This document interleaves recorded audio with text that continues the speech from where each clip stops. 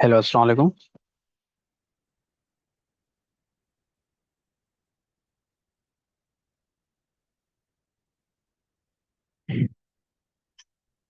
तो जो आज का हमारा लेक्चर है वो अपील से रिलेटेड है। अपील की ड्राफ्टिंग हम सीखेंगे आज।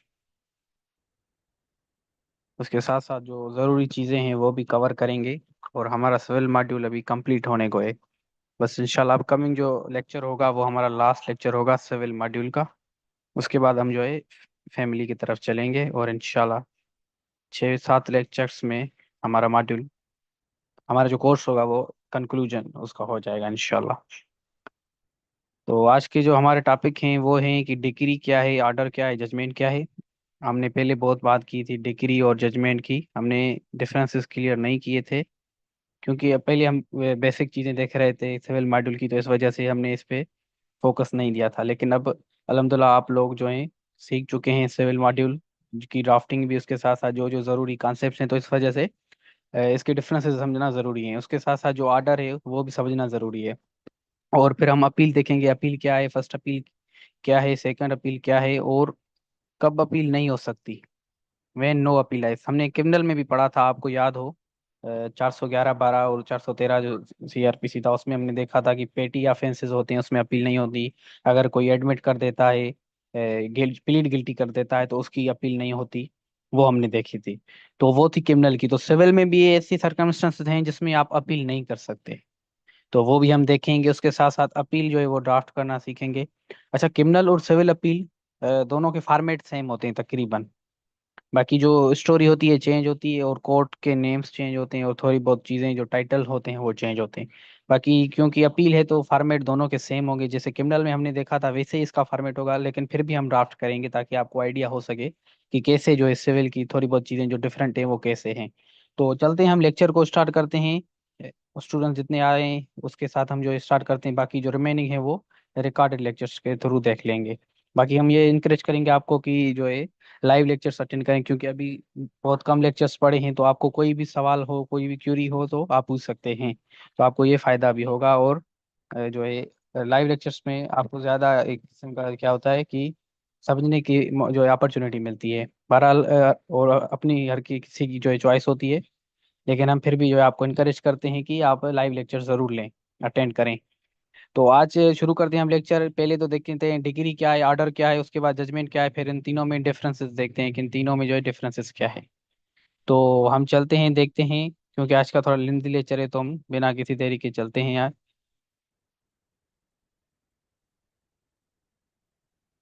तो फर्स्ट ऑफ ऑल जो डिग्री है, डिग्री की हम डेफिनेशन देख लेते हैं कि डेफिनेशन क्या है डिग्री की।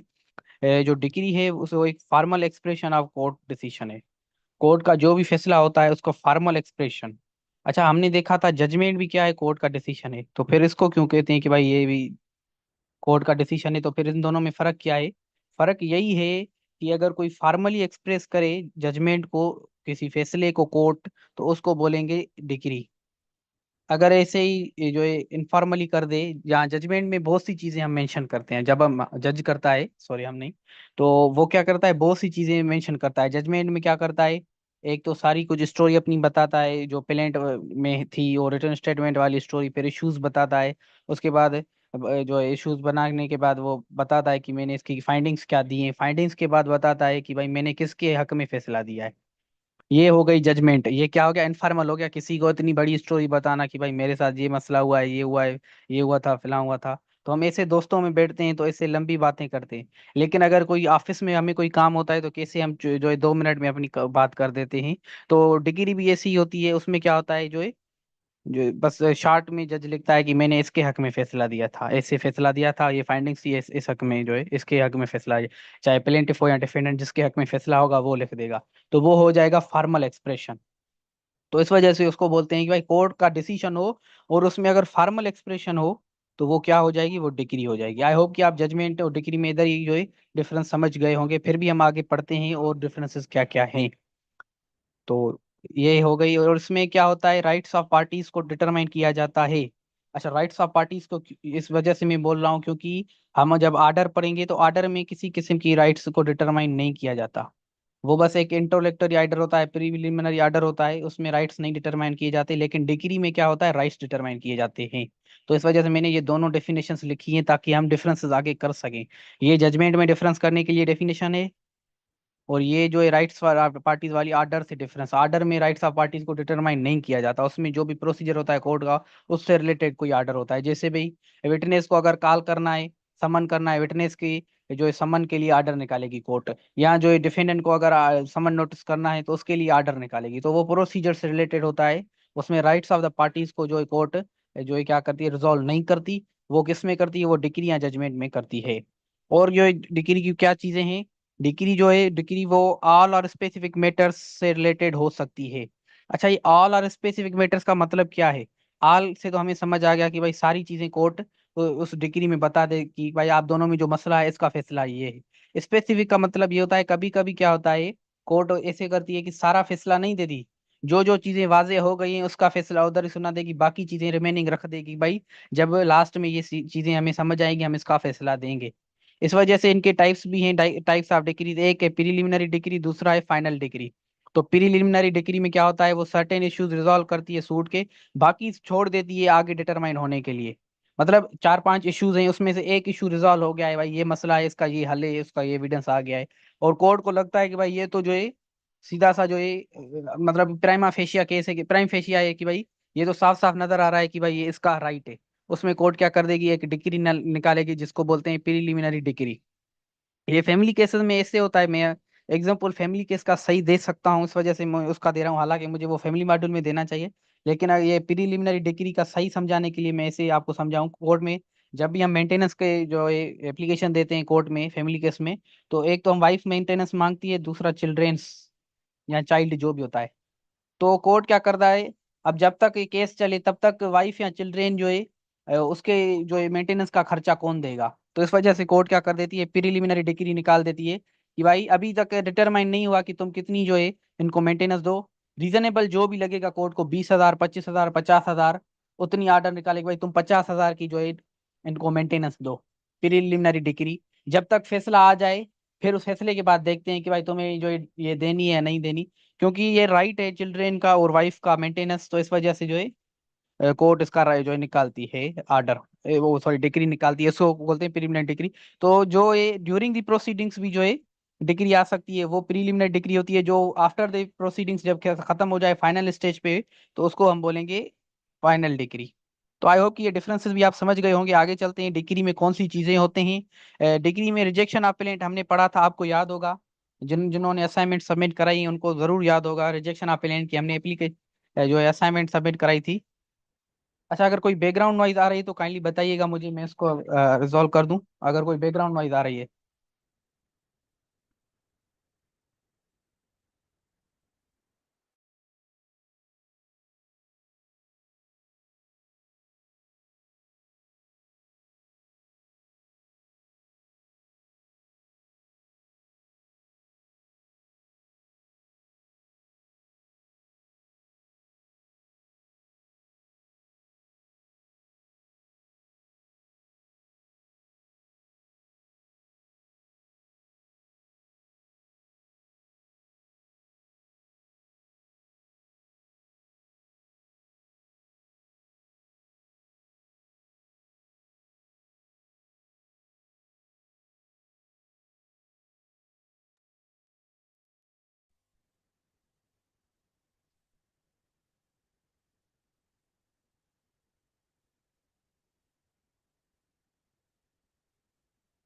Thank you so much Ubaidullah and Maqsood for the clarification. अच्छा, बच्चे थे वो थोड़ा शोर कर रहे थे, तो इस वजह से मुझे लगा शायद आप डिस्टर्ब हो रहे होंगे, तो मैंने इस वजह से आपसे पूछा। तो ये जो डिक्री है, डिक्री में रिजेक्शन ऑफ पेलेंट का जो भी ऑर्डर होता है उसको हम डिक्री कह सकते हैं। तो वो डिक्री में आती है। उसके साथ साथ जो है, जो डिटर्मिनेशंस हैं कोर्ट निकालती है under section 144 of civil procedure. जो जो 144 जो सीपीसी का सेक्शन है, उसमें जो भी कोर्ट डिटरमाइन करेगी, चाहे वो प्लेंटिफ की साइड पे राइट डिटरमाइन करे या जो है डिफेंडेंट, लेकिन जो भी इस सेक्शन में लिखी हुई है वो जो है वो डिक्री में आ जाती है। उसके बाद जो है orders under rule 60, 98, 99, 101, 101, 103 of order 21 of CPC.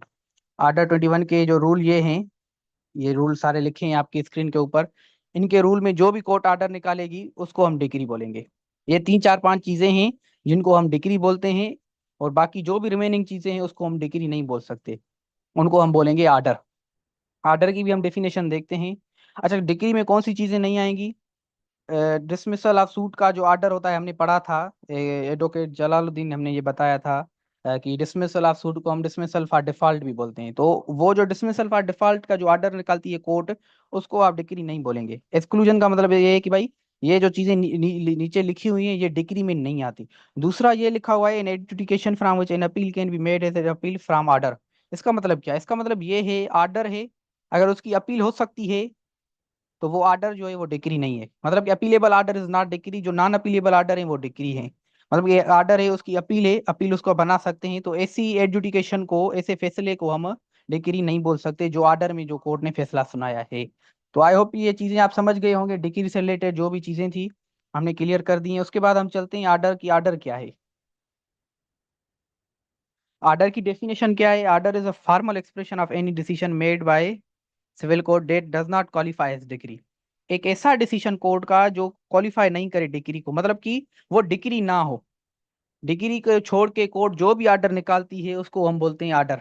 बाकी जो भी हमने प्रीवियस पढ़ी थी, तीन चार पांच चीजें पढ़ी हमने कि भाई एक रिजेक्शन ऑफ पेलेंट, दूसरे जो सेक्शन 144, और दूसरे जो आर्डर 21 और रूल जो भी लिखे थे, उनमें जो भी कोर्ट आर्डर निकालेगी उन आर्डर्स को हम कहेंगे डिग्री। बाकी जो भी आर्डर्स होंगे वो डिग्री नहीं कही जाएंगे।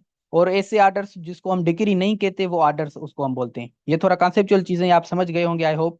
उसके बाद लिखा हुआ है, ये ऐसी रूलिंग्स हैं जो प्रोसीजरल एंड सब्सटेंशियल इश्यूज से रिलेटेड है। इसमें जो है राइट्स ऑफ द पार्टीज को डिटरमाइन नहीं किया जाता। मैंने पहले भी जो है डिग्री में ये डेफिनेशन इस वजह से दी ताकि आप इसको तो डिफरेंशिएट कर सकें कि भाई इसमें राइट्स ऑफ पार्टीज को डिटरमाइन नहीं किया जाता। इसमें क्या होता है, प्रोसीजर और सब्सटेंशियल इश्यूज से रिलेटेड जो है वो बात की जाती है, उससे रिलेटेड रूलिंग दी जाती है। उसके बाद इसकी कैरेक्टरिस्टिक्स क्या है? इसमें कैरेक्टरिस्टिक ये है कि नॉन कंक्लूसिव है, मतलब कि ये खत्म होने के बाद नहीं आता, ये ड्यूरिंग द प्रोसीडिंग्स आता है। ये डिक्री जो होती है वो तो लास्ट में भी आती है, शुरू में भी आती है, लेकिन ये जो है किसी किस्म की जो है फाइनल में नहीं आती, ये जो है ड्यूरिंग द प्रोसीडिंग आती है। और जो भी होती है ये फाइनल नेचर की होती है। मतलब कि जो जैसे डिक्री होती है वो ऐसे फाइनल भी होती है और प्रिलिमिनरी भी होती है, लेकिन ये हमेशा फाइनल ही होता है।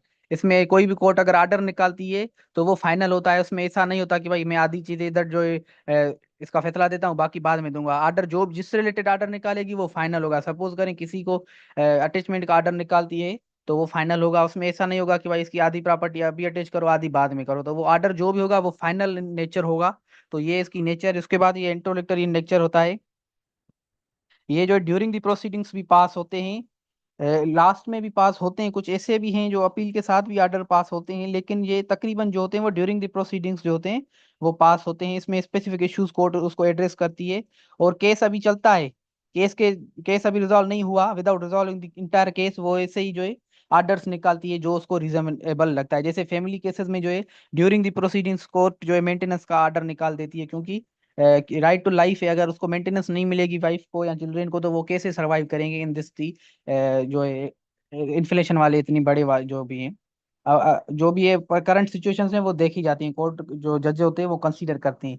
अगर आप जो ऐसी बड़ी मेंटेनेंस मांग लेते हैं तो जज यही बोलता है कि भाई वो भी अगला बंदा भी नौकरी वाला है, इतनी बड़ी उसकी नौकरी नहीं है, वो इसे कंसीडर करके बोलेगा कि भाई इन्फ्लेशन चल रहा है, आप 50,000 मांग रहे हैं लेकिन उसकी खुद की सैलरी 50,000 है, तो वो सारी तो आपको नहीं दे सकता। फिर वो 10 या 15,000 या 20,000 का आर्डर निकाल देता है। तो वो सारी चीजें जो होती हैं वो कंसीडर की जाती हैं। उसके बाद एग्जांपल्स देख लेते हैं ताकि अच्छी तरह से आप समझ लें कि भाई ये जो आर्डर है वो कैसा होता है।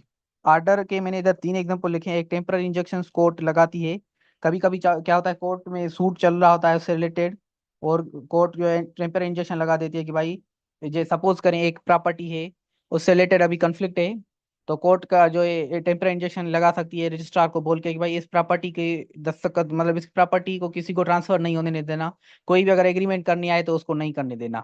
आपने सुना होगा, मैं एक doctrine of lis pendens transfer of property act में ये लिखी हुई होती है। इसमें क्या होता है, जिस प्रॉपर्टी से रिलेटेड केस चल रहा है, जिस प्रॉपर्टी पे, उस प्रॉपर्टी को आप खरीद नहीं कर सकते अनटिल एंड अनलेस वो लिटिगेशन जो है खत्म नहीं हो जाती। तो टेम्पररी इंजेक्शन इसको बोल सकते हैं कि भाई, जब भी किसी प्रॉपर्टी पे केस आ जाता है तो कोर्ट उस पर टेम्पररी इंजेक्शन लगा देती है कि भाई अभी इसको कोई खरीदे ना, क्योंकि अभी इसके ऊपर मसला चल रहा है, अभी डिसाइड ही नहीं हुआ ये प्रॉपर्टी किसकी है। सपोज करें ए, अब ये क्यों लगाती है, ये सही करती है कोर्ट, ऐसे नहीं कि भाई अगले का राइट वायलेट होता है, ये सही करती है। क्यों सही करती है, सपोज करें ए और बी के रिलेटेड मसला है, प्रॉपर्टी से रिलेटेड। अब कोर्ट कहती है कि भाई इस प्रॉपर्टी को अभी तक नहीं खरीदो जब तक ये लिटिगेशन खत्म नहीं होती। वो अलग बात है कि हमारे यहाँ लिटिगेशन सालों साल चलती है, वो इसका फिलहाल है, वो इसका लेकुना है, अगले की प्रॉपर्टी को नुकसान होता है। लेकिन अगर देखा जाए, वो अगर जस्टिस हमें जल्दी दिया जाए तो ये सही बात है। क्यों सही है, सपोज करें ए और बी में ये कन्फ्लिक्ट चल रहा है, अब मैं आता हूँ ए से प्रॉपर्टी लेता हूँ, और लास्ट में डिसीजन आता है कोर्ट का कि भाई ये प्रॉपर्टी बी की है, तो मैं तो बढ़ गया ना। मेरी तो जो भी पैसे थे मैंने ए को दिए थे, तो वो मेरे पैसे क्या हो गए, वो चले गए पानी में। तो कोर्ट बोलेगी कि भाई प्रोग्राम तो बढ़ गया। क्यों बढ़ गया, कहीं भाई क्यों भाई, क्योंकि भाई ये जो प्रॉपर्टी है, ये मैंने ये डिसाइड किया है कि ये बी की प्रॉपर्टी है, और ये जजमेंट में भी चीज यही लिखी हुई है, और मैंने फाइंडिंग्स दी है, मैंने ये एविडेंसेस देखे हैं, और मुझे ये लगता है कि ये बी की प्रॉपर्टी है, और तुमने खरीदी ए से जबकि ए की प्रॉपर्टी ही नहीं है। तो इस वजह से कोर्ट ने कहा है कि भाई रुको जरा सब्र करो, जैसे वो बोलता है ना इंडिया वाला, रुको जरा सब्र करो। तो आपको भी अभी सब्र करना है, जब तक ये केस चल रहा है, तो आप सब्र करके बैठें, पहले देखें कि प्रॉपर्टी किसकी है। जिसकी प्रॉपर्टी हो जाए फिर उससे खरीदिएगा बिस्मिल्लाह करके। तो इस वजह से कोर्ट क्या करती है, वो टेम्पररी इंजेक्शंस लगाती है, और टेम्पररी इंजेक्शन जो होती हैं वो आर्डर की सूरत में होती हैं। किसकी सूरत में होती हैं, आर्डर की सूरत में होती हैं वो टेम्पररी इंजेक्शंस। तो आई होप ये एग्जांपल आप समझ गए होंगे आर्डर का। और ये डॉक्ट्राइन आप जरूर याद कीजिएगा, जो लिख लीजिएगा नोट्स में। ट्रांसफर ऑफ प्रॉपर्टी एक्ट है, टीपीए जिसको बोलते हैं, उसमें मैंने ये पढ़ी थी प्रीवियस सेमेस्टर में, तो इस वजह से मैंने आपसे शेयर कर दी। उसके बाद order for attachment before judgment. Attachment का मतलब क्या है, वैसे तो अगर देखा जाए नॉर्मली किसको बोलते हैं, हमारे यहाँ जो रिलेशनशिप्स वगैरह होते हैं उसमें बोलते हैं कि भाई, वो जहाँ शाहरुख खान अपनी फिल्म में बोलता है, ये अटैचमेंट हर्ट्स, या अटैचमेंट बहुत जो है दुख पहुंचाती है, वो अटैचमेंट नहीं है ये इधर। इसका मतलब अटैचमेंट कि वो जैसे उसको बोलते हैं कि भाई रिलेशनशिप या कुछ, इधर अटैचमेंट का मतलब है सीज। क्या है, सीज करना। प्रॉपर्टी को सीज किया जाए तो उसको बोलते हैं कि भाई अटैचमेंट का ऑर्डर कोर्ट ने निकाला है, मतलब कि प्रॉपर्टी ने इसको कहा है कि भाई अभी इसको सीज कर दो इस। तो कोर्ट क्या करती है, कभी कभी क्या करती है कि भाई डिफेंडेंट्स की प्रॉपर्टी के, in order to attach the defendant's property to secure the plaintiff's claim before the final judgment. मतलब ये कि भाई दो बंदों के बीच में मसला है प्रॉपर्टी से रिलेटेड। अब जो ये डिफेंडेंट की और प्लेंटिफ में मसला है, उसमें से किसी एक के पोजीशन में प्रॉपर्टी है। अभी प्रॉपर्टी जो है नहीं डिटरमाइन हुई कि किसकी है। इसमें से अगर जिसके पोजीशन में प्रॉपर्टी है वो सेल आउट कर दे, इसका खदशा लगे कोर्ट को, तो फिर कोर्ट करती है कि भाई इसको प्रॉपर्टी को अटैच कर दो, कि भाई वो सेल ना कर दे, तो फिर अलग से मसला हो जाएगा। तो इस वजह से कोर्ट क्या करती है, आर्डर निकालती है। अभी जजमेंट नहीं आई, लेकिन जजमेंट से पहले एक अटैचमेंट का आर्डर, तो उस आर्डर को भी हम आर्डर बोलेंगे, डिक्री नहीं बोलेंगे। और order for summoning witness, witness को समन करने के लिए जो आर्डर होता है उसको भी हम आर्डर बोलेंगे, डिक्री नहीं बोलेंगे। तो आई होप कि आर्डर भी आप अच्छी तरह से समझ गए होंगे। उसके बाद हम चलते हैं जजमेंट पे। जजमेंट क्या है, जजमेंट एक स्टेटमेंट है, फार्मल इसको आप बोल सकते हैं, लेकिन क्योंकि फार्मल इस वजह से क्योंकि ये एक ऑफिस से रिलेटेड है। बाकी मेरे हिसाब से अगर देखा जाए, पर्सनली अगर इसको डेफिनेशन में देखें, जब हम जजमेंट देखेंगे अपकमिंग क्लास में, तो उसमें जज बहुत सी जो है हवाल काटता है। अभी कैसे प्लेंट की जो बातें हम करते हैं वो भी उधर मेंशन करता है, रिटन स्टेटमेंट की कुछ बातें मेंशन करता है, और इश्यूज उधर मेंशन करता है, फिर आके फाइंडिंग्स बताता है, फाइंडिंग से बाद जो रीजनिंग देता है। बाकी डिग्री में ऐसी कोई चीज नहीं होती, डिग्री में बस लिखता है ये पार्टी थी, ये मसला था, ये जो है फैसला है। तो वो हम इंशाल्लाह अपकमिंग लेक्चर में जजमेंट और डिग्री आपके साथ शेयर करेंगे, तो उधर हम उसको देख लेंगे। क्योंकि आज का लेक्चर इतना बड़ा है, इसमें हम चीज़ें बहुत जो है इंक्लूड हुई हैं, हम ड्राफ्टिंग भी सीखेंगे, तो एक घंटे से ज़्यादा लग जाएगा, तो इस वजह से हमने अपकमिंग लेक्चर में वो रखी है। इसमें क्या होता है, रीजंस होते हैं, लीगल बेसिस होता है, किस पे जो भी आपने डिसीजन दिया, डिग्री में नहीं होता, रीजनिंग डिग्री में नहीं होती कि भाई मैंने ये फैसला क्यों दिया है, डिग्री में जज नहीं बताता। जजमेंट में बताता है। और आपको बताता चलूं कि पहले जजमेंट आती है, फिर जो है एक सर्टेन टाइम, शायद 30 दिन है, 30 दिन के बाद डिक्री आती है। तो पहले जजमेंट आती है फिर डिक्री आती है। तो इस वजह से जज ने पहले ही जजमेंट में इतनी रीजनिंग दी है, इतने लीगल बेसिस दे दिए हुए होते हैं जजमेंट में, तो इस वजह से डिक्री में उसको रिपीट करने की जरूरत नहीं होती, डिक्री में बस शार्ट सी चीजें होती हैं। तो ये पर्पज ऑफ जजमेंट क्या है, कोर्ट क्या करती है, एक्सप्लेन करती है reasoning behind the court decision. Judgment का पर्पज यही है, क्योंकि डिग्री में फैसला आता है तो जजमेंट में ये जरूरी है कोर्ट को बताना कि मैंने जो ये फैसला दिया है इसकी रीजनिंग क्या है। तो इस वजह से जो है ये जजमेंट इंट्रोड्यूस कराई गई है। इसमें सारा कुछ लॉ को इंटरप्रेट करता है और फैक्ट्स ऑफ द केसेस से अप्लाई करता है कि कैसे वो इधर अप्लाई होता है। सारा मतलब कि एक किस्म का बड़ी लेंथी एक्सप्लेनेशन होती है इसमें। उसके बाद कंपोनेंट्स क्या होते हैं जजमेंट के। पहले तो फैक्ट्स ऑफ द केसेस होते हैं, जो भी पार्टी दोनों के प्लेंटिफ और रिटन स्टेटमेंट जो भी होती है, प्लेंट और रिटन स्टेटमेंट, उसमें जो भी फैक्ट्स होते हैं उसकी समरी उधर लिखी होती है। उसके बाद इश्यूज को जो है कोर्ट डिटरमाइन करती है, जो भी उसमें इश्यूज आते हैं। उसके बाद अपनी फाइंडिंग्स देती है। फाइंडिंग्स ऐसे ही हवाल नहीं काटती, हवा में बात नहीं करती उस, जो भी फाइंडिंग्स होती हैं सपोर्टेड होते हैं एविडेंसेस के साथ साथ, और लीगल प्रिंसिपल, जो हम लीगल प्रिंसिपल ड्यूरिंग लेक्चर्स हमने कुछ कवर किए हुए हैं, जो भी डॉक्ट्राइंस हैं या जो भी कस्टम्स हैं, वो सारे कुछ, या जो भी लॉ है, जो भी प्रोसीजर है, वो जो है देख के जो है कोर्ट फाइंडिंग्स देती है, इसे हवा में बात नहीं करती। मैंने ये पढ़ा था जनरल क्लासेस एक्ट के सेक्शन 24A में, कि भाई अगर कोई भी बंदा फैसला दे रहा है, चाहे वो जज हो या कोई सरकारी ऑफिसर हो, तो अगर वो फैसला दे रहा है तो वो उसकी रीजनिंग जरूर देगा। तो इस वजह से जज भी बाउंड है रीजनिंग देने के लिए। उस जो section two general class eight का आर्टिकल होता है या सेक्शन, मुझे कंफर्म नहीं, लेकिन वो 24A में लिखी हुई थी बात, कि भाई रीजनिंग देना लाजमी है। उसके बाद रीजनिंग देखें, इधर लिखा हुआ है ना रीजनिंग। रीजनिंग देता है कोर्ट कि भाई मैंने ये इस फाइंडिंग्स में कैसे पहुंचाऊं। उस रीजनिंग के बाद डिसीजन बताता है, जिसको हम फाइनल रूलिंग बोलते हैं। तो आई होप कि आप जजमेंट, आर्डर और डिक्री समझ गए होंगे। ये तीन चार चीजें जो हैं जरूरी हैं आपको समझने के लिए। जो भी इसमें चीजें लिखी हैं आप इसको जरूर कंसीडर कीजिएगा इंशाल्लाह लेक्चर के बाद इसको, जो नोट्स बनाने में के दौरान। ये जो जरूरी चीजें हैं, जजमेंट, डिक्री और आर्डर। उसके बाद हम इसमें डिफरेंसेस पढ़ते हैं कि भाई डिफरेंसेस क्या हैं।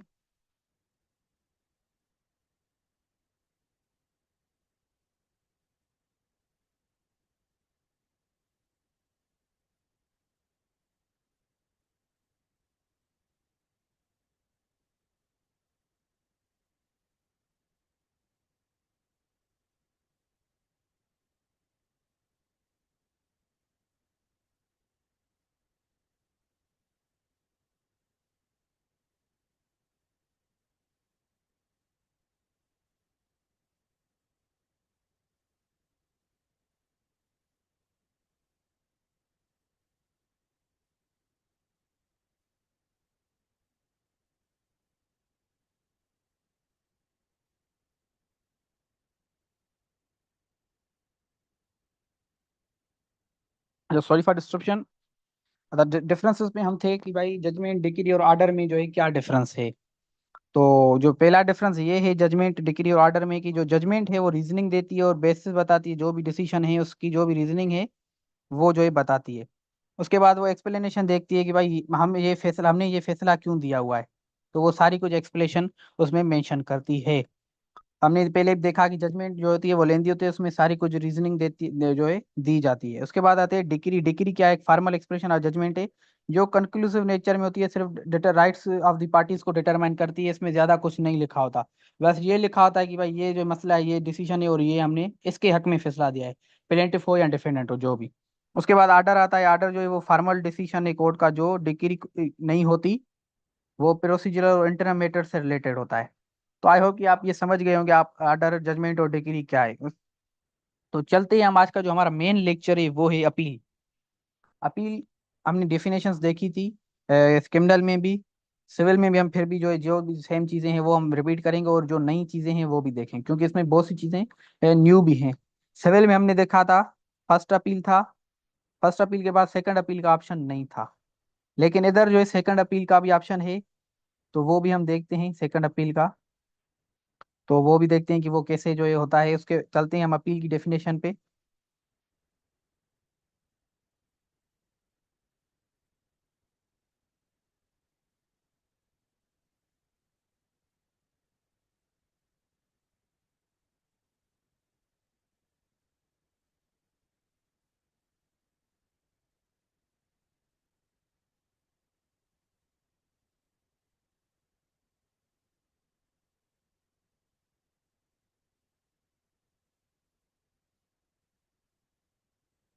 अपील की डेफिनेशन क्या है? अपील सिविल मैटर्स में refers to the legal process by which a party to a case सीज to formal charge to an official decision by made by lower court.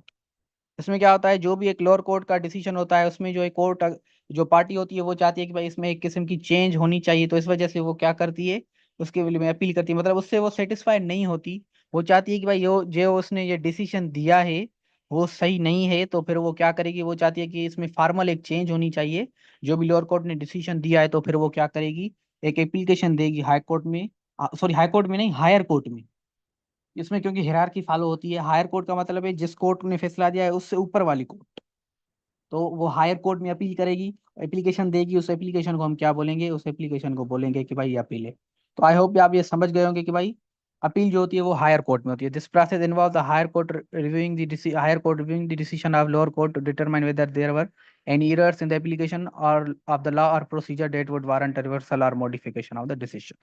तो जो हायर कोर्ट होती है वो रिव्यू करती है डिसीजन को, वो देखती है कि भाई इसने वाकई सही डिसीजन दिया है या इसमें किसी किस्म की एरर्स हैं। अगर वो एरर्स हैं तो उसको जो है रिवर्स किया जाए या उसको मॉडिफाई किया जाए, वो भी उसमें बता देगी। उसके बाद अपील इन सिविल मैटर्स में क्या होता है कि जो अपील होती है वो हम हाई कोर्ट में करते हैं कि भाई रिव्यू करो और चेंज करो कोर्ट के डिसीजन को जो लोअर कोर्ट ने दिया है, और हम अपनी ग्राउंड्स भी देते हैं। इसमें क्या होता है, पार्टी जो होती है डिससेटिस्फाई होती है जो कोर्ट की जजमेंट से, वो जो होती है वो seek another round of legal scrutiny, मतलब उसको दूसरा चांस दिया जाता है कि भाई दूसरी बार इसकी जो भी जो बातें हैं वो सुनी जाएं, उसको स्क्रूटनाइज किया जाए। तो जैसे अगर एक बार फैसला आ जाता है तो उसी कोर्ट में आप जाएंगे तो फिर डॉक्ट्राइन ऑफ रेस जुडिकेटा होती है कि भाई एक ही आधा फैक्शन में आप दूसरी बार केस नहीं कर सकते। यहाँ मतलब पेंडिंग हो तो वो सारा कुछ, तो एक एक आधा फैक्शन पे आपका फैसला आ चुका है तो फिर आपका कोई मसला अभी हल नहीं हुआ तो फिर आप अपील करेंगे। क्योंकि एक आधा क्वेश्चन पे कोर्ट आपको दो दो बार नहीं सुनेगी वही कोर्ट। तो फिर जो लॉ वालों ने क्या किया कि भाई ठीक है, आपको लगता है कि आपका मसला नहीं हुआ हल एक बार सुनने के बाद भी, और दूसरी बार सुनने का ऑप्शन नहीं है, तो फिर आप अपील का ऑप्शन जो है अवेल करें। अपील में आपको हायर कोर्ट में जाना होगा और उधर आपको अपना मसला बताना होगा। तो अपील इसको बोलते हैं। अपील का पर्पज यही है कि भाई जो purpose of appeal is to ensure the justice, कि भाई जो जस्टिस है वो सही तरीके से एडमिनिस्ट्रेट हुआ हो, जस्टिस सही तरीके से जो अवेल हुआ हो, प्लेंटिफ हो या डिफेंडेंट हो जिससे के साथ नाइंसाफी हुई है। इसमें एक प्रोसीजर दिया जाता है अपील में कि भाई जो भी गलतियां हुई हैं उसको सही किया जाए ट्रायल्स में, चाहे वो गलती लॉ से रिलेटेड हो, फैक्ट से रिलेटेड हो, या प्रोसीजर कोई मिस्टेक हो जिसमें प्रोसीजर सही तरीके से फॉलो नहीं किया गया हो। तो कोई ऐसा मसला हो तीनों में से, लॉ, फैक्ट और प्रोसीजर से, तो आपको लगता है कि उसमें किसी किस्म की गलती है तो आप उसकी अपील कर सकते हैं। तो ये इसका पर्पज है। उसके बाद प्रोसीजर क्या है?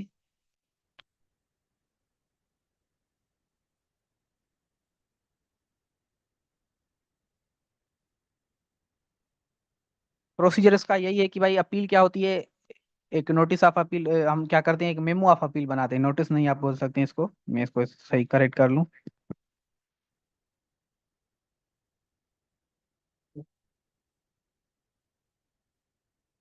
आप इधर जो है मेमो ऑफ अपील लिखेंगे।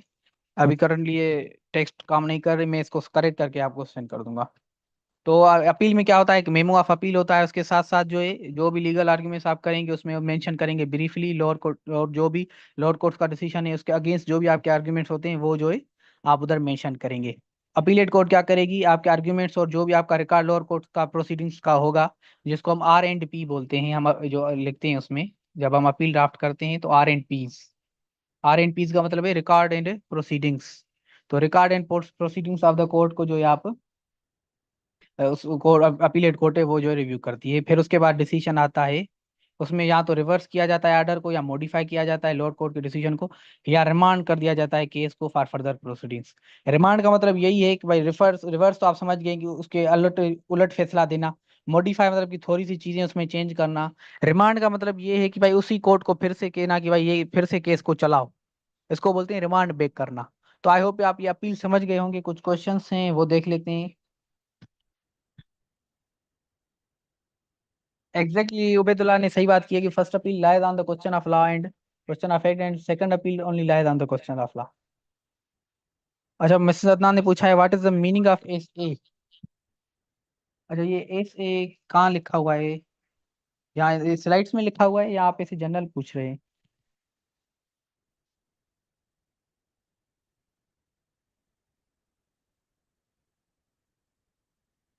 अच्छा नहीं, मैंने ये लफ्ज नहीं सुना ऐसे।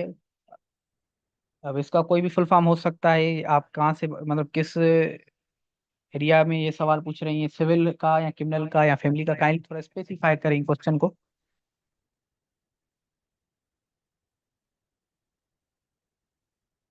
अच्छा, आर एंड पी मैंने बोला आर एंड पी।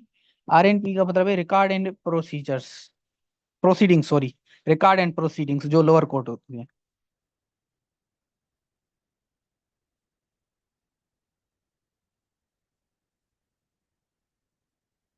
अच्छा, thank you so much Maqsood. तो ये आर एंड पी लिखा हुआ है कि इसका मतलब यही है कि रिकॉर्ड एंड प्रोसीडिंग्स। तो चलते हैं हम अपील की दूसरी चीजें देखते हैं।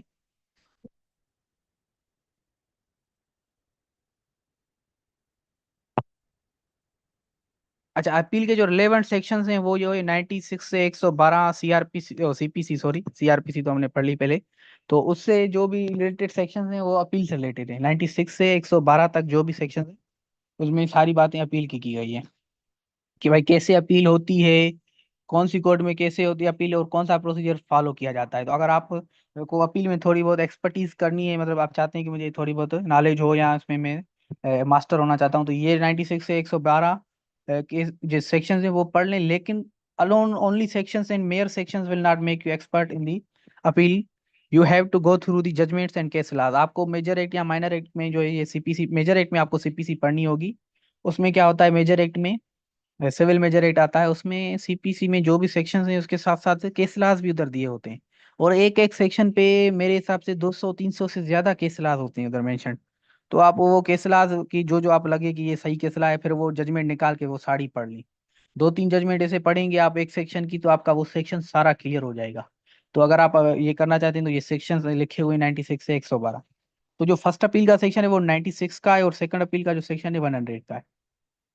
तो फर्स्ट अपील जो होती है वो जो कोर्ट ऑफ फर्स्ट इंस्टेंस होती है, जो ट्रायल कोर्ट होती है, उसके अगेंस्ट जो उसकी जो डिक्री होती है उसके अगेंस्ट अपील होती है। मतलब एक कोर्ट है उसने फैसला सुनाया है। ये राइट नहीं लिख रहा है इधर। चलिए छोड़िए, मैं आपको बता देता हूँ कि भाई एक कोर्ट, ट्रायल कोर्ट ने उसने फैसला सुनाया। अब उसके खिलाफ आप अपील करना चाहते हैं, तो वो हो जाएगी फर्स्ट अपील। अब अपीलेट कोर्ट ने फैसला सुनाया लेकिन फिर भी आप उससे सेटिस्फाई नहीं हुए, तो अपीलेट कोर्ट की जो डिग्री है, अगर उसके खिलाफ आप अपील करना चाहते हैं उसको हम बोलेंगे second appeal. Second appeal lies to the high court from an appellate decree passed by the lower court by only substantial question of law. जो उबैदुल्ला ने बात कही वो इधर लिखी हुई है कि ये जो सेकंड अपील है वो सिर्फ इस ग्राउंड पे आप कर सकते हैं कि भाई सब्सटेंशियल क्वेश्चन ऑफ लॉ हो। बाकी जो फर्स्ट अपील है वो फैक्ट का मसला हो या लॉ का कोई इशू हो तो उससे रिलेटेड भी आप कर सकते हैं। लेकिन सेकंड अपील में क्या है, आपका जो ग्राउंड है वो नेरो हो जाता है। फर्स्ट अपील में आपके पास बहुत जो बड़ा ग्राउंड है, जो भी आप ग्राउंड बना सकते हैं।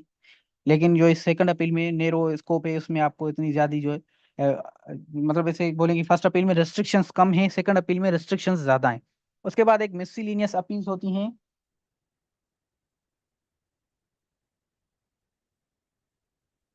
अच्छा, उबैदुल्ला ने पूछा है सर सिविल में ट्रायल का मुराद क्या? ट्रायल जो ये सारा प्रोसीजर होता है, केस चलता है, उसको वो ट्रायल बोलते हैं। क्रिमिनल क्रिमिनल में भी ट्रायल बोलते हैं, criminal trial, civil trial, family trial. तो ये जो सारा प्रोसीजर होता है, क्रिमिनल में अगर देखा जाए एफआईआर से लेकर अक्विटल या कन्विक्शन तक, उसको हम ट्रायल बोलेंगे। और कोर्ट जो भी चलाएगी, इसमें जो पुलिस वाला होता है काम, जैसे क्रिमिनल में पुलिस का काम होता है एफआईआर वाला, एफआईआर के बाद जो चालान सबमिट होता है कोर्ट में, जो भी काम होता है केस से रिलेटेड, उसको ट्रायल बोला जाता है। और फिर जो है सिविल में लीगल नोटिस वगैरह तो ट्रायल में नहीं आता। जब आप प्लेंट सबमिट कराते हैं फिर उसके बाद कोर्ट में चलता है केस, उसको हम सिविल ट्रायल। फैमिली में भी ऐसा ही है। तो आई होप आप समझ गए होंगे ट्रायल का मतलब। उसके बाद मिसलिनियस अपील्स हैं, जो सेक्शन 104 में आपने सुना होगा अपीलेबल आर्डर्स। तो 104 में लिखे हुए हैं अपीलेबल आर्डर्स, ऐसे आर्डर्स जिनकी अपील हो सकती है। और जो 104 में नहीं लिखे हुए हैं उसकी आप अपील नहीं कर सकते, उसका फिर रिव्यू या रिवीजन आप हम पढ़ेंगे आगे, तो उसमें देखेंगे कि उसको कैसे अवेल करेंगे। तो जो अपीलेबल आर्डर्स हैं उसकी तो आप अपील का ग्राउंड है आपके पास। लेकिन जिसके आप अपील नहीं कर सकते, फिर आपके पास रिव्यू एंड रिवीजन का ऑप्शन है। तो वो हम आगे देखेंगे। अपील की जो एक लास्ट हमारा अपील का टॉपिक यही है कि भाई when appeal, when no appeal lies.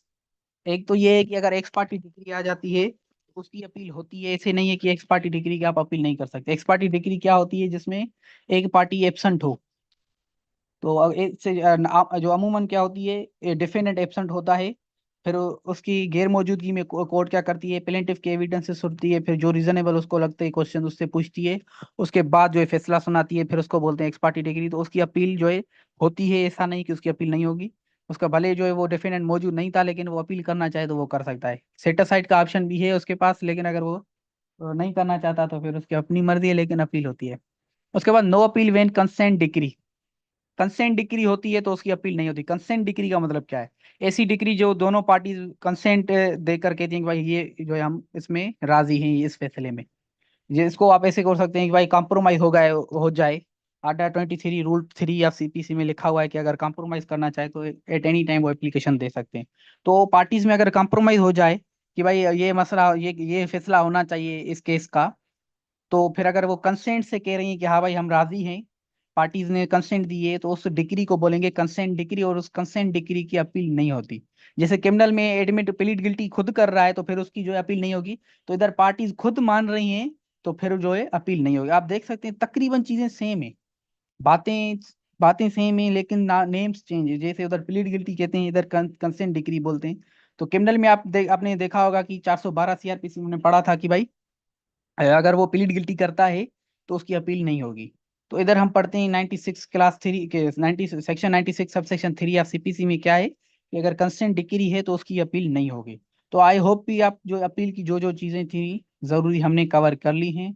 तो चलते हैं हम अपील का फॉर्म देखते हैं और उसकी कंटेंट्स देखते हैं, उसके बाद हम जो है अपील की ड्राफ्टिंग करते हैं। तो अपील जो होगी एक मेमोरेंडम के फॉर्म में होगी, और जो अपीलेंट जो होगा और उसका जो वकील होगा उसकी सिग्नेचर होना लाजमी है। उसके बाद डिक्री की कॉपी और जजमेंट की कॉपी। इस वजह से क्या होता है कि आपको वेट करना होता है कि भाई जब जजमेंट की कॉपी आप सीटीसी लेंगे, सर्टिफाइड ट्रू कॉपी उसकी, वो उसके साथ अटैच करेंगे। फिर उसके बाद जो है आप मेमो ऑफ अपील जो भी होगा वो हाई कोर्ट या हायर कोर्ट जो भी होगी उसमें सबमिट कराएंगे। तो ये जरूरी चीजें हैं, आप अपने वकील से सिग्नेचर कराएंगे। हम लिखते हैं advocate for plaintiff respondent, sorry advocate for appellate slash plaintiff, and जो अपना क्लाइंट होता है वो अपनी सिग्नेचर करता है। उसमें कंटेंट्स क्या होंगे? कंटेंट्स ऑफ अपील में क्या होगा कि भाई उसमें कंसाइसली जो भी हेड्स दिए जाएंगे और ग्राउंड्स दिए जाएंगे। ग्राउंड्स में आप क्या करेंगे? ऑब्जेक्शंस मेंशन करेंगे। क्या करेंगे आप? ऑब्जेक्शंस मेंशन करेंगे किससे रिलेटेड? जो डिक्री में बातें की गई हैं उससे रिलेटेड जो भी आपको ऑब्जेक्शंस हो वो आप मेंशन करेंगे, वो ऑब्जेक्शंस को आप ग्राउंड बनाएंगे। अब वो डिक्री जिसकी आप अपील करना चाहते हो। अच्छा, इधर लिखा हुआ है विदाउट एनी आर्ग्यूमेंट और नेरेटिव, मतलब कि आपको अपनी नेरेटिव नहीं देने की, आप क्या चाह मतलब क्या इसको फैसला दिया है या ऐसा कुछ। मतलब कि आपको सिर्फ ऑब्जेक्शन देने हैं कि भाई मुझे ये ऑब्जेक्शन है इससे रिलेटेड। फिर जो भी आर्ग्यूमेंट्स होंगे वो अपील जब सुनी जाएगी उसके बाद उधर जो है आपको करने होते हैं। और जो भी ग्राउंड्स होंगे वो कंसिक्यूटिवली नंबर्ड होंगे, सीरीज में नंबर्ड होंगे। और जो आप ग्राउंड्स बनाएंगे वो कहाँ कहाँ से बना सकते हैं? प्लीडिंग्स से बना सकते हैं और एविडेंस से बना सकते हैं। प्लीडिंग्स का मतलब हमने देखा था, प्लीडिंग्स का मतलब क्या है? प्लेंट और रिटन स्टेटमेंट। अच्छा, अब एक इंटरेस्टिंग चीज इधर मैं मेंशन कर दूं कि ये जो हम रूल्स पढ़ रहे हैं यही रूल्स रिव्यू में अप्लाई होंगे। ये आर्डर 47 रूल 3 ऑफ सीपीसी में लिखा हुआ है। तो जो भी ये रूल्स हमने अपील्स में देखे हैं, रिव्यू जब हम पढ़ेंगे तो रिव्यू में भी वही जो है अप्लाई होगा। तो ये सारी चीजें थी अपील से रिलेटेड। तो हम चलते हैं अपील की ड्राफ्टिंग करते हैं एक केस स्टडी के थ्रू। आप ये केस स्टडी पढ़ लें तो हम जो है चलते हैं ड्राफ्टिंग की तरफ कि भाई कैसे ड्राफ्टिंग की जाए।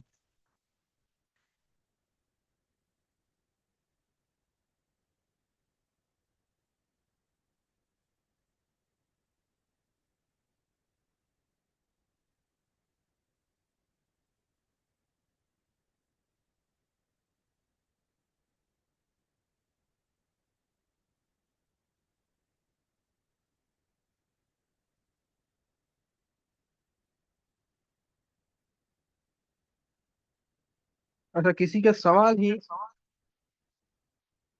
शरीका का सवाल है कि सर मेमोरेंडम का मतलब क्या है? अच्छा, मेमोरेंडम हम बोलते हैं एक मेमो होता है, उससे ये लिया गया है मेमोरेंडम। और उसका प्लूरल मेरे हिसाब से मेमोरंडा जैसे होता है। ये लैटिन वर्ड्स होते हैं, इसके प्लूरल ऐसे होते हैं अजीब तरीके से। तो इसकी मतलब मीनिंग यही है कि रिटन डॉक्यूमेंट, कोई भी ऐसा कोई रिटन डॉक्यूमेंट हो तो आप उसको मेमोरेंडम बोल सकते हैं। जैसे अक्सर आप देखते हैं कि memorandum of association, memorandum of union, तो वो क्या करते हैं? रिटन में बातें करते हैं कि भाई रिटन में हमने ये बनाया है कि भाई हम इस चीज को मानेंगे। उस वजह से उसको बोलते हैं मेमोरेंडम ऑफ एसोसिएशन। तो 2024 कर दें। तो मेमोरेंडम आई होप कि समझ गए होंगे कि कोई भी रिटन डॉक्यूमेंट हो, चाहे वो एग्रीमेंट हो, कॉन्ट्रैक्ट हो, जजमेंट हो। जैसे अगर एग्रीमेंट कॉन्ट्रैक्ट वो आउट ऑफ द कोर्ट वाला डॉक्यूमेंट हो गया, वो भी रिटन में होता है तो उसको हम मेमोरेंडम बोलते हैं। अगर कोर्ट कोई रिटन में बात करती है, उसको भी आप मेमोरेंडम बोल सकते हैं। और आप कोई भी रिटन में कोर्ट में चीज बात जो है जमा कराते हैं तो उसको हम बोलेंगे मेमोरेंडम। तो मेमोरेंडम इस वजह से लिखा हुआ है कि आप ऐसे कोर्ट में जाके बोलेंगे कि भाई मुझे ये फैसले से एतराज है, तो ऐसे नहीं होगा। आपको रिटन में देना होगा कि मुझे इस फैसले से एतराज है, तो फिर वो अपील मानी जाएगी। तो आई होप आप मेमोरेंडम समझ गए होंगे कि एग्जैक्टली उबैदुल्ला ने सही डेफिनेशन लिखी है कि memo means any story which is in the written form. जो भी रिटन फॉर्म में स्टोरी हो उसको हम जो है मेमो कहते हैं। जैसे रिसेंटली एक लंदन की जो भी यूनिवर्सिटीज होती हैं वो इधर जो भी फॉर्म्स होते हैं ला के उससे वो एमओ यू बनाती हैं, मेमोरेंडम ऑफ यूनियन, ताकि वो अपने स्टूडेंट्स को सही तरीके से इंटर्नशिप दे सकें। Ammo you. यार लैपटॉप सही काम नहीं कर रहा, इस वजह से हो रहा है।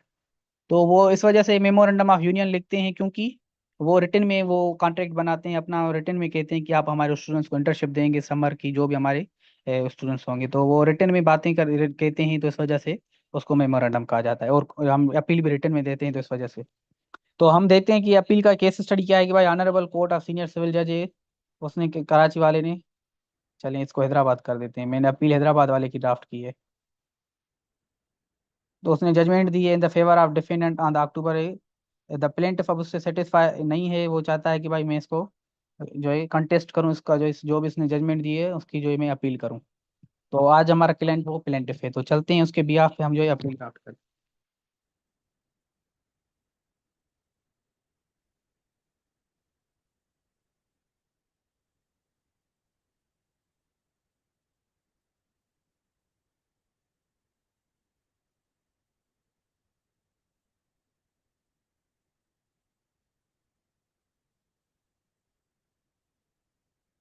तो ये आपकी स्क्रीन के ऊपर आ गया होगा आई होप।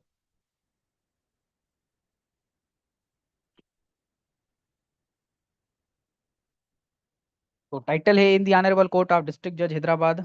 जो अपील्स होती हैं वो डिस्ट्रिक्ट कोर्ट या हाई कोर्ट में होती हैं। सीनियर सिविल जज के यहाँ जो ट्रायल कोर्ट होती है अमूमन सिविल में। तो इस वजह से मैंने टाइटल वही दिया है जिस कोर्ट में आप अपील करेंगे, और फर्स्ट अपील है तो मैंने इस वजह से फर्स्ट सिविल अपील दिया हुआ है। बाकी आपकी जो सेकंड अपील होगी तो आप क्या करेंगे, सेकंड सिविल अपील नंबर जो भी आपका 2024 का होगा। उसके बाद जो प्लेंटिफ होता है और डिफेंडेंट उनकी जो है शॉर्ट टाइटल इधर दिया जाता है। अच्छा, अपील में आपको वैसे लॉन्ग टाइटल देना है। लॉन्ग टाइटल क्यों देना है? क्योंकि अपर कोर्ट का ये फर्स्ट डॉक्यूमेंट है। वैसे तो केस का ये मेरे हिसाब से कौन सा हो जाएगा वो एक से 5-6 से ज्यादा हो जाएगा सीरीज में। आप अपील से पहले बहुत से डॉक्यूमेंट जमा करा चुके होंगे, लेकिन वो लोअर कोर्ट में होंगे। तो केस का नहीं देखा जाएगा, कोर्ट का देखा जाएगा। लोअर कोर्ट में आपने भले एडजॉर्न में दिए हो वो बहुत बहुत सी चीजें, ऑब्जेक्शंस का एफिडेविट हो, काउंटर एफिडेविट हो, या और कोई एप्लीकेशन दी हुई हो आपने, वो नहीं काउंट की जाएगी, क्योंकि आप अपर कोर्ट में आए हो।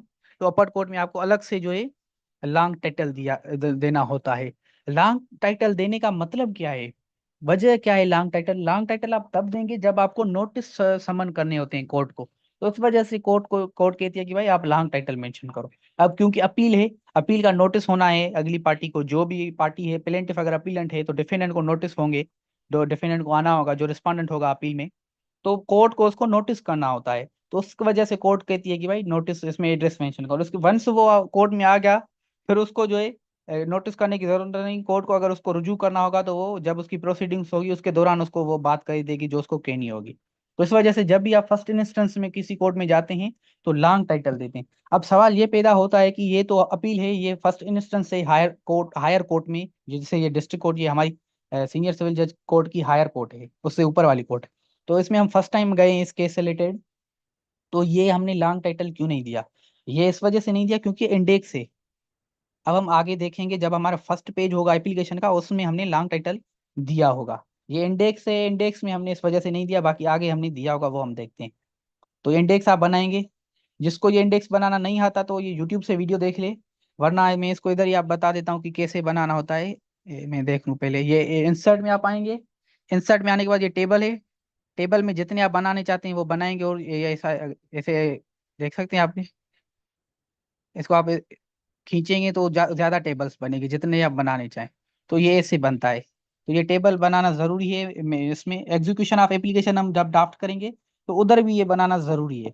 एक तो अपील में बनाते हैं हम, उसके बाद एग्जीक्यूशन ऑफ एप्लीकेशन जो डिक्री होती है, एग्जीक्यूशन ऑफ डिक्री की जो एप्लीकेशन होती है, जब हम वो ड्राफ्ट करेंगे उधर भी ये आप बनाएंगे। तो ये जरूरी है, इस वजह से आप सीख लें कि जो प्रीवियस ये हमने असाइनमेंट दी थी तो बहुत से स्टूडेंट ने सबमिट कराई है, तो उनका उनका जो ये था वो सही था। जो स्टूडेंट ने सबमिट नहीं कराई हुए, मैं उनके लिए बोल रहा हूँ कि अगर आपको ये नहीं आ रहा ड्राफ्ट करना तो आप ऐसे कर सकते हैं। उसमें हम क्या लिखते हैं कि भाई हम मेमो आपने दिया हुआ है अपील का जो 96 सीपीसी में सर्टिफाइड टू कॉपी जो जजमेंट की है, हमने रिक्वायरमेंट पढ़ी है कि भाई जजमेंट और डिग्री की सीटीसी लेना लाजमी है। उसके बाद एप्लीकेशन फॉर एग्जाम्शन, जो डॉक्यूमेंट्स की हम सीटीसी नहीं दे सके उसकी एग्जाम्शन हमें लेनी जरूरी है अपील में। उसके बाद वकालतनामा जो वकील का होता है, तो फिर एडवोकेट फॉर एप्लीकेंट और प्लेंटिफ और हैदराबाद डेटेड जो भी अपना होगा नीचे। तो ये हो गया इंडेक्स, ये फर्स्ट पेज होता है अपील का। उसके बाद एप्लीकेशन जो अपील का मेमो का फर्स्ट पेज है वो ये असली आप इधर देख सकते हैं। इधर मैंने मेंशन की है सारी डिटेल्स, सारी डिटेल्स इस वजह से क्योंकि फर्स्ट इंस्टेंस से हम फर्स्ट टाइम अपील में आए हैं इस केस से रिलेटेड, तो कोर्ट अब नोटिस करेगी डिफेंडेंट या रिस्पोंडेंट को, तो उसको डिटेल देना लाजमी है। तो हमने क्या किया हुआ है, डिटेल्स सारी दी हुई है, आप देख सकते हैं। मैं इसको पढ़ता नहीं हूँ क्योंकि ये पहले भी हमने देख चुके हैं। डायरेक्ट चलते हैं मेमो ऑफ अपील के थ्रू। उसमें हमने टाइटल दिया हुआ है memo of appeal under section 96। इधर हम अपनी बातें करते हैं।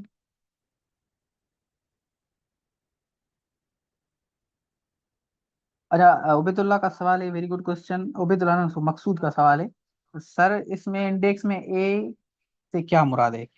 क्योंकि रिलेटेड है तो उस वजह से जवाब इधर ही दे देते हैं। अच्छा, ये ए का मतलब ये है कि ये एनेक्स्चर जो है, हम एनेक्स्चर बनाते हैं जो अपील है या कोई भी आप मेन डॉक्यूमेंट जो कोर्ट में जमा कराते हैं उसके साथ साथ आप एनेक्स्चर्स बनाते हैं। इधर एनेक्स्चर आप लिख सकते हैं। फिर एनेक्स्चर की सीरीज बनाते हैं। अगर आप जजमेंट और डिग्री है उसका एनेक्स्चर ए, उसके बाद जो भी एविडेंस होगा एनेक्स्चर बी, फिर जो भी तीसरा एविडेंस होगा एनेक्स्चर सी। जो भी एविडेंस होगा या किसी किस्म का उसको जो आप डॉक्यूमेंट मेन जमा करा रहे हो उसको सपोर्ट करता हो किसी भी किस्म के हिसाब से, तो फिर आप उसको सीरीज को बताएंगे कि भाई एनेक्स्चर ए, एनेक्स्चर बी, एनेक्स्चर सी। तो ये जो भी आप एक्स्ट्रा डॉक्यूमेंट जमा कराते हैं तो उसको ये नाम देते हैं ताकि कोर्ट समझ सके। जैसे आप आर्ग्यूमेंट कर रहे हैं कि भाई ये बात एनेक्स्चर ए के फलाने से जो है पेरा में लिखी है, तो जज समझ जाएगा कि एनेक्स्चर ए क्या है। एनेक्स्चर ए भाई सर्टिफाइड टू कॉपी जजमेंट है, उसमें ये पेज है, ये बात लिखी है। तो ये आइडेंटिफिकेशन पर्पस के लिए हम जो है ये जो है देते हैं। वैसे तो सीरियल नंबर देते हैं हम 1 2 3, लेकिन इधर हम क्या करते हैं एबीसी में जो है सीरियल नंबर देते हैं। आई होप कि आप ये समझ गए होंगे डियर मकसूद। जजाकल्ला। तो हम चलते हैं अपील की तरफ जो हम ड्राफ्ट करना सीख रहे थे कि भाई अब हम ये मेंशन कर रहे हैं कि भाई इससे हम सेटिस्फाइड नहीं है, इस वजह से हमने क्या किया हुआ है, ये जो है अपील प्रेफर की है। और कोर्ट को हम ये रिक्वेस्ट करते हैं कि आरएनपी को रिकॉल करे। आरएनपी का मतलब है रिकॉर्ड एंड प्रोसीडिंग्स। और इसको स्क्रूटनाइज करने के बाद जो इम्पोर्टेंट जजमेंट है उसको क्या करे, सेट असाइड करे, उसको क्या करे, वॉइड डिक्लेयर करे, उसको जो है इलीगल अनलॉफुल डिक्लेयर करे। तो ये हमारी कोर्ट से इल्तजा है। अच्छा, अपील में क्या होता है? अच्छा, मिसेस अदनान ने पूछा है मेमो का मतलब। मेमो का मतलब होता है written document. Any written document is known to be memo और मेमोरेंडम। आप उसको मेमोरेंडम भी बोल सकते हैं, मेमो भी बोल सकते हैं, और उसका प्लूरल है मेमोरम रंडा, मेमोरेंडम, मेमोरंडा। इसको मैं लिख देता हूँ इधर। मेमोरेंडम भी आप इसको बोल सकती हैं और मेमो भी बोल सकते हैं। अगर आपको प्लूरल करना हो तो यूएम इसको रिमूव कर दे, लास्ट में ए दे दें तो ये प्लूरल हो जाएगा। ओके, जजाकल्ला। तो ये हो गया। उसके बाद अच्छा अपील में क्या है, अपील में पहले आप फैक्ट्स लिखेंगे। मैं लिख देता हूँ इधर। पहले क्या करेंगे, आप फैक्ट्स लिखेंगे। फैक्ट्स जो भी होंगे प्लेंट के और रिटन स्टेट, अगर आप प्लेंटिफ हैं तो प्लेंट के लिखेंगे। रिटन स्टेटमेंट मतलब कि डिफेंडेंट साइड आप अपील कर रहे हैं तो आप अपनी साइड के लिखेंगे जो भी आप अपने बताना चाहते हैं। और जो भी रिटन स्टेटमेंट के फैक्ट्स पहले आप क्या करेंगे, प्लेंट के फैक्ट्स लिखेंगे और फिर रिटन स्टेटमेंट के फैक्ट्स लिखेंगे कि भाई वो क्या अपनी कंटेंशन, वो अपना काउंटर आर्ग्यूमेंट क्या बना रहा है। ये सीरीज है, फैक्ट्स में ये लिखेंगे। फैक्ट के बाद जो प्रेयर है आपकी, आपने प्रेयर क्या मांगी थी वो लिखेंगे, और कोर्ट ने इश्यूज क्या बनाए थे वो लिखेंगे। उसके बाद कोर्ट का डिसीजन क्या है वो लिखेंगे। उसके बाद जो काम की चीजें ग्राउंड्स, ये आप नोट कर लीजिएगा। तभी मैं कहता हूँ कि आप लाइव लेक्चर जरूर अटेंड करें, इसमें आपको बहुत चीजें सीखने को मिलती हैं। मेरे हिसाब से जो रिकॉर्ड लेक्चर देगा तो देखेगा तो वो इतनी देर तक नहीं आएगा मेरे हिसाब से, लेकिन अगर कोई इंटरेस्ट रखता है तो वो देख लेगा शायद। तो इस वजह से मैं कहता हूँ लाइव लेक्चर जरूर अटेंड करें, इसमें बहुत सी चीजें आपको सीखने को मिलती हैं। तो ये सीरीज है, आप फैक्ट्स मेंशन करेंगे, उसके फैक्ट्स में प्लेंट के और रिटन स्टेटमेंट के, फिर पेरियर जो आपने मांगी थी वो, फिर जो कोर्ट ने इश्यूज बनाए थे उसको कैसे डिसाइड किया था, फिर आप अपने ग्राउंड्स, ग्राउंड्स के बाद अपनी सिग्नेचर करके, अपने वकील की सिग्नेचर करके एफिडेविट बना के जजाकल्ला करेंगे। तो ये हो गए। तो हमने पहले फैक्ट्स लिखे हुए हैं, फैक्ट्स आप इधर पढ़ सकते हैं। मैं इसको रिपीट नहीं करता कि भाई फैक्ट्स क्या है। जैसे हमने प्रीवियसली जो हमारी स्टोरी है कि भाई 2 करोड़ की प्रॉपर्टी थी, 1 करोड़ 40 लाख लोग उसने दिए थे। अब क्या है कि भाई,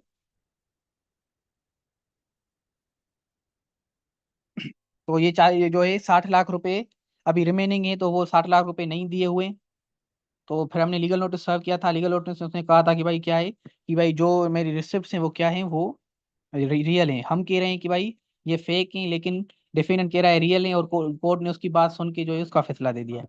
अच्छा, किसी उबेदुल्ला ने पूछा है कि आज के लिए जो सिविल का लास्ट लेक्चर, जी नहीं लास्ट लेक्चर नहीं है, 1 या 2 लेक्चर और भी होंगे जिसमें हम रिव्यू रिवीजन और जो है समरी सूट वो रिमेनिंग है, तो वो भी हम जरूर कवर करेंगे, क्योंकि समरी सूट भी जरूरी चीज है सिविल में।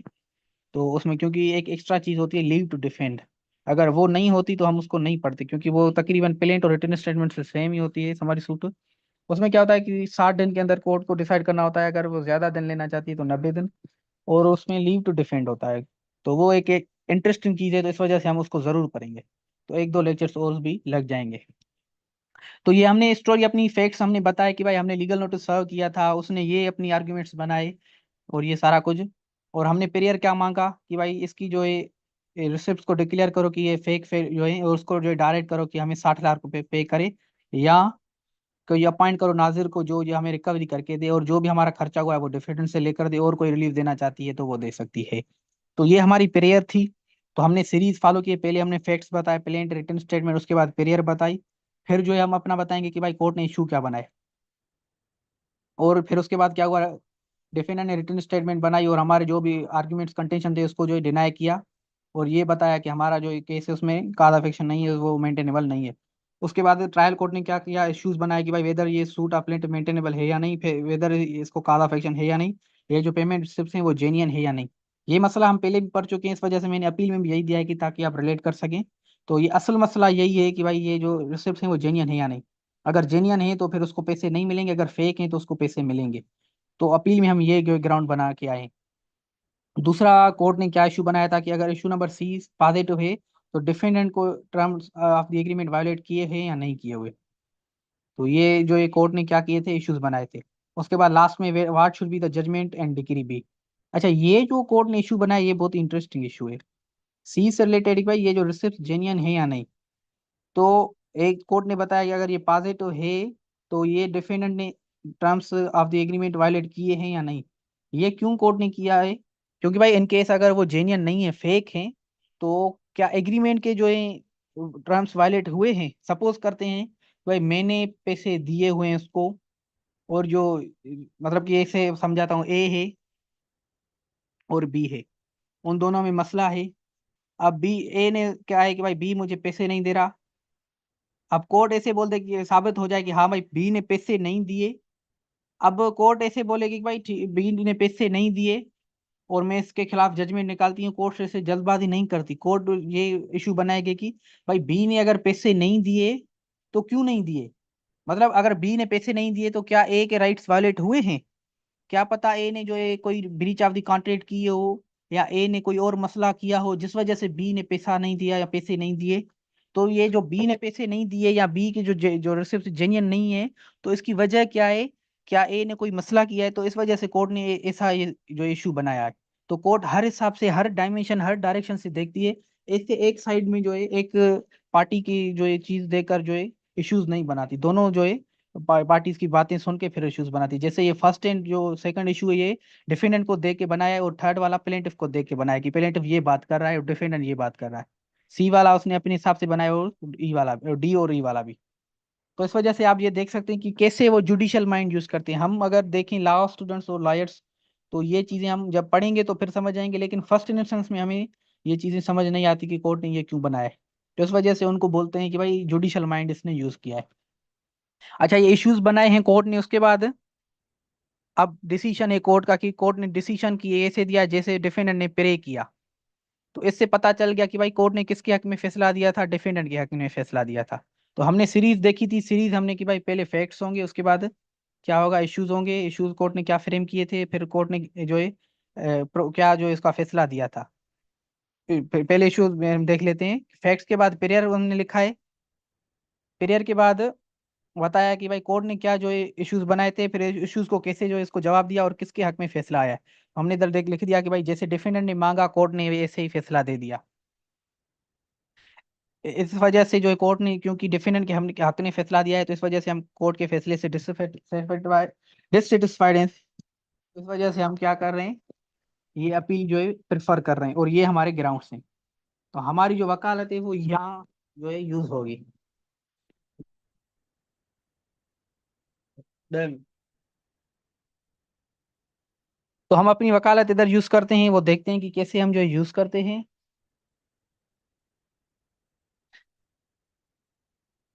तो ये जो जजमेंट है वो क्या है, वो ए बिनिशो है, शुरू से इलीगल जो है, विदाउट जुरिस्डिक्शन ये पास की गई लर्न ट्रायल कोर्ट ने, और इस वजह से ये लॉ की नज़र में सही नहीं है।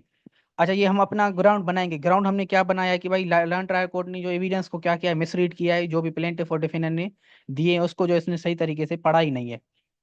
ये जो अब्दुल कादर नामी बंदा है, जो टेक्निकल एक्सपर्ट है, उसने रिस्पोंडेंट एंड डिफेंड की जो भी एविडेंस है उसको जो एड्यूस किया प्लेंटिफ के फेवर में। और उसने ये बताया कि भाई जो सिग्नेचर्स और पार्टीज पार्टीज की जो सिग्नेचर्स हैं वो क्या हैं, फेक एंड फेब्रिकेटेड हैं। जो उसने रिसिप्ट दिए थे उसमें जो सिग्नेचर्स हैं वो क्या हैं, फेक हैं। अब्दुल कादर ने ये बात की है, लेकिन कोर्ट ने क्या किया, ये बात कंसीडर करना ही भूल गई, कंसीडर ही नहीं किया, ऐसे ही फैसला सुना दिया। अब क्योंकि ये जो एविडेंसेस हैं, इस वजह से जो रिस्पोंडेंट का जो डिफेंडेंट का क्लेम है कि भाई ये रिसिप्ट क्या है, जेन्युइन है, इस क्लेम को किसी किस्म की लीगल स्टैंडिंग ही नहीं है, क्योंकि वो जो एक्सपर्ट है उसने कहा है कि ये जो है फेक है। तो इस हिसाब से इसकी बात क्या हो गई, झूठी हो गई। लेकिन ये लर्न ट्रायल कोर्ट ने क्या किया है, ये फैक्ट कंसिडरेशन में ही नहीं लिया और ऐसे ही फैसला सुना दिया।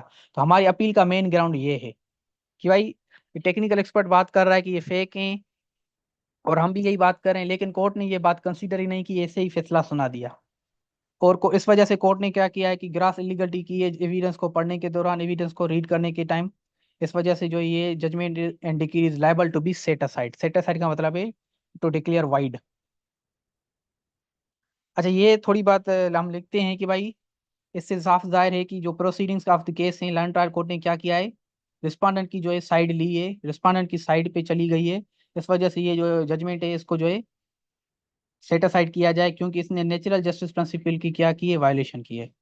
क्योंकि जजमेंट में बायसनेस नहीं होनी चाहिए, जजमेंट हमेशा क्या होनी चाहिए, फेयरनेस पे होनी चाहिए। और कोर्ट ने एक साइड ली है, एक ही बंदे की बात सुनी है, तो इसमें क्या हो गई, बायसनेस हो गई। तो इस वजह से ये नेचुरल जस्टिस प्रिंसिपल है कि भाई जजमेंट में बायसनेस नहीं होनी चाहिए, और कोर्ट ने ये बायनेस कर दी है तो ये उसकी वायलेशन हो गई है। और फर्दर आर्ग्यूमेंट्स हम तब करेंगे जब ये अपील सुनी जाएगी with the kind permission of honourable court. और जो सर्टिफाइड कॉपीज हैं जजमेंट एंड डिग्री की, वो हमने इधर इसके साथ इनक्लोज किए हुए हैं। और जो मैक्सिमम कोर्ट फीस है 15,000 की, वो हमने सबमिट करा दी है। अपीलेंट अपनी सिग्नेचर करेगा, एडवोकेट अपनी सिग्नेचर करेगा। उसके बाद एफिडेविट होगा। एफिडेविट में रिपीट नहीं करता, आप देख लीजिएगा, फर्स्ट एक नज़र आप डाल दीजिए इस पे, फिर हम आगे चलते हैं। ये एफिडेविट है आपकी स्क्रीन के ऊपर, मैंने इधर डिटेल्स नहीं दी, लेकिन आपको डिटेल्स मेंशन करनी है, क्योंकि हम इसको बहुत ही मरतबा देख चुके हैं। तो इसमें जब मैं स्टार्ट कर रहा हूँ चीज़ों को, आप अलहमदुल्ला एक्सपर्ट हो चुके हैं इन चीज़ों में, तो इस वजह से मैंने इधर डिटेल नहीं दी। आप जो भी क्लाइंट होगा आप अपनी डिटेल्स देंगे। तो फिर ये एफिडेविट हो गया। उसके बाद एप्लीकेशन फॉर एग्जामेशन। अगर आप भी कोई एनेक्स्चर कोई भी है उसका जो ओरिजिनल या सर्टिफाइड कॉपीज या टू ट्रांसलेशन किसी किस्म की नहीं दे सके, तो उसकी आप एग्जामेशन लेंगे कोर्ट से। तो फिर वो एग्जामेशन हमने ली हुई है, कोई भी एनेक्स्चर अगर उसकी हम सीटीसी जमा नहीं कर सके, तो इस वजह से हमने उसकी एग्जामेशन लेते हैं कोर्ट से। और एक एप्लीकेशन फॉर एग्जामेशन की भी हम क्या करते हैं, एफिडेविट देते हैं। तो वो भी आप एफिडेविट बनाएंगे। एग्जामेशन हम इस वजह से देते हैं, कुछ ऐसे डॉक्यूमेंट्स होते हैं जिनकी हमें सीटीसी मिलने में टाइम मिल जाता लगता है। अब जैसे आप देख लें, क्रिमिनल केस में लग जाता है टाइम, 3-4 दिन लग जाते हैं, आप अगर जजमेंट की लेना चाहते हैं। मर्डर का पहले टाइम होता था 7 दिन के अंदर अपील करनी है, अब तो टाइम बढ़ा दिया है, 30 दिन कर दिए गए, 30 दिन कर दिया गया है। पहले 7 दिन था। तो 7 दिन में आप क्या कर सकते हैं, अपील ड्राफ्ट करने में आपको 2-3 लग गए, ग्राउंड्स बनाने में, उसके बाद सीटीसी आए, सीटीसी तक आप वेट करें, तो 7 दिन गुजर जाएंगे। फिर जो है लिमिटेशन का मसला हो जाएगा, फिर article section 5 of limitation act की कोई ग्राउंड लेनी पड़ेगी और मसला बढ़ जाएगा। तो इस वजह से कोर्ट ने एक ग्राउंड बनाया, ठीक है भाई आपको कोई चीज नहीं मिल रही अभी, तो एप्लीकेशन फॉर एग्जाम्पशन दें कि भाई मैं इससे एग्जाम्पशन चाहता हूँ। क्योंकि एक ये रूल है कि भाई हर जो भी आप डॉक्यूमेंट जमा कराना चाहते हैं उसको सीटीसी होना, सर्टिफाइड टू कॉपी, या ओरिजिनल होना लाजमी है। तो वो आप नहीं कर सकते विद इन रीजनेबल टाइम, तो उसकी आप एग्जाम्पशन ले सकते हैं। तो आपने हमने एग्जाम्पशन ली है, कोई भी एक ऐसा डॉक्यूमेंट है जिसकी हमने ओरिजिनल या सीटीसी जमा नहीं कर सके, तो उसका भी हम एफिडेविट जमा कराएंगे। तो ये आप उसका एफिडेविट बना के जो है फिर जो है कोर्ट में अपनी अपनी जो भी अपील होगी वो जमा कराएंगे। तो ये हो गई अपील, सिविल अपील। सिविल की कौन सी appeal? First appeal. Second appeal का फॉर्मेट भी यही होता है, जो भी चीजें होती हैं वही फॉलो होती हैं, बातें सिर्फ चेंज होती हैं। फर्स्ट अपील ये है, सेकंड अपील का भी यही होता है। तो इंशाल्लाह अपकमिंग लेक्चर हमारा होगा रिव्यू एंड रिवीजन, और हमारा समरी सूट जिसमें हम लीव टू डिफेंड जो है सब जो है ड्राफ्ट करना सीखेंगे। तो आई होप आप ये समझ गए होंगे कि अपील कैसे ड्राफ्ट करते हैं। और कोई क्वेश्चन हो तो काइंडली पूछें, वरना हम क्लास को वाइंड अप करें क्योंकि टाइम भी ज़्यादा हो गया है। तो अगर कोई क्वेश्चन हैं तो पूछ लें, वरना अपकमिंग लेक्चर्स में आप ज़रूर पूछिएगा।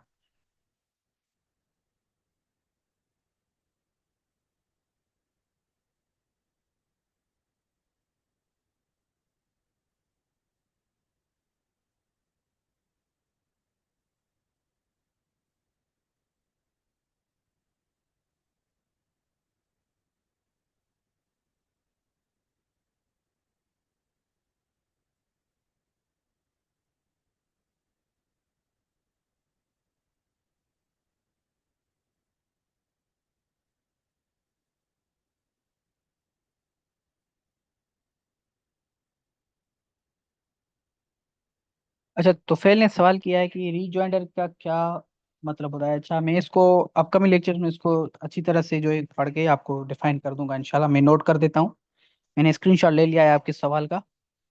इंशाल्लाह अपकमिंग लेक्चर्स में इसको अच्छी तरह से एक्सप्लेन करूंगा।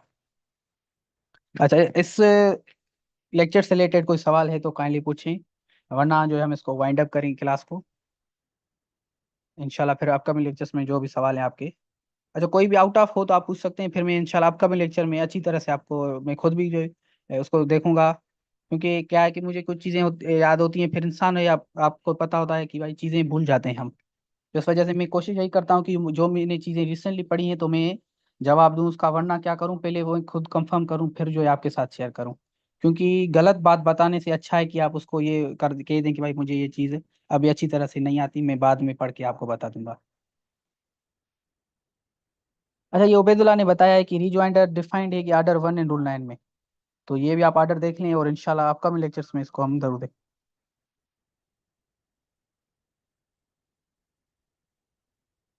अच्छा, मकसूद ने सवाल किया है कि सर अपील के ग्राउंड्स कैसे बनाते हैं, मतलब किस चीज़ों पे फोकस किया जाता है। अपील के लिए आपको पहले तो जो डिक्री आई है उसमें से आपको ग्राउंड्स बनाने लाजमी है। जो डिक्री है या जो जजमेंट है उसमें आपको लेकुनात ढूंढने हैं, जो भी उसमें जो फिलॉज हैं वो आपको ढूंढने हैं। चाहे वो लॉ से रिलेटेड हो या फैक्ट से रिलेटेड हो, फर्स्ट अपील में। सेकंड में तो आपको लॉ से रिलेटेड ही देखने हैं, फैक्ट से नहीं। तो लॉ या फैक्ट से रिलेटेड आपको जो भी लेकुनात हैं आपको वो देखने हैं। और जो ये जो जजमेंट होती है, जजमेंट में या डिग्री में जो अपना आपका क्लाइंट आपका जो भी ग्राउंड्स बताता है वो भी आपको जो है देखनी है। और कभी कभी क्या होता है कि कुछ चीजें ऐसे होती हैं बाद में भी पता चलती हैं जजमेंट आने के बाद, अगर वो ऐसी चीजें आपको न्यू चीजें इंट्रोड्यूस होती हैं केस में तो वो भी आप बना सकते हैं कि भाई ये भी मसला था, तो वो आप कर सकते हैं। उसके बाद ये है कि आप जैसे जैसे प्रैक्टिस में आएंगे तो ये जो चीजें हैं ड्राफ्टिंग की, ये आप जैसे हम आपको बता रहे हैं ये बेसिक चीजें हैं। और जब आप आएंगे प्रैक्टिस में तो ग्राउंड्स आप देखेंगे कि सर कैसे ग्राउंड बना रहा है। पहले आप आए जाएंगे तो लोअर कोर्ट में आप प्रैक्टिस करेंगे, तो क्योंकि अभी आप अपील अपील के लिए एलिजिबल नहीं है 2 साल तक। 2 साल तक हम अपील जो है हाई कोर्ट में नहीं कर सकते। हाई कोर्ट में तब तब जाएंगे जब 2 साल की हमारी प्रैक्टिस होगी। तो 2 साल तक आप नहीं जाएंगे, तो लोअर कोर्ट्स में जब आप प्रैक्टिस करेंगे तो आप ग्राउंड्स उधर ही बनाना सीख लेंगे। जैसे 22 ए बी के अगर आपके पास मसला आ गया तो आप उधर अपने ग्राउंड्स जब बनाएंगे तो आपको फर्स्ट टाइम अच्छी बनाएंगे, सेकंड टाइम उससे ज्यादा अच्छी बनाएंगे, थर्ड टाइम। तो ये जो चीज ग्राउंड्स बनाने का इसके लिए ये टाइम टू टाइम आपका इम्प्रूव होगा। गलतियां होंगी शुरू में, आप इसका मसला इसका हल ये है कि आप जब भी ज्वाइन करें प्रैक्टिस में तो अपने सीनियर से चीजें सीखें। जरूरी नहीं कि हर चीज आपको सीनियर बताए। मतलब जब आपके पास 22 ए बी की एप्लीकेशन है या बेल की एप्लीकेशन है, आप अपने सीनियर से, सीनियर आपको फाइल जो है देता है तो आप वो फाइल लाइब्रेरी में जाके पढ़ें या बार में जाके पढ़ें, फिर उससे रिलेटेड जो भी चीज़ें हैं वो देखें कि सर ने कैसे ग्राउंड बनाया है। तो ऐसे जो है टाइम टू टाइम आप जो है ग्राउंड्स बनाना सीख लेंगे। तो ये प्रैक्टिस की चीज़ें हैं, जब एक स्टोरी होगी तो मैं जो आप समझा सकता हूँ आपको। बाकी ये जो होता है वो ग्राउंड्स जो होते हैं वो एक्सपीरियंस पे जो होते हैं बेस्ड होते हैं। अभी मेरा खुद का इतना एक्सपीरियंस नहीं कि मैं आपको बताऊं कि आप ऐसे ग्राउंड्स बनाएं, क्योंकि मैं अभी रिसेंटली ग्रेजुएट होने वाला हूं।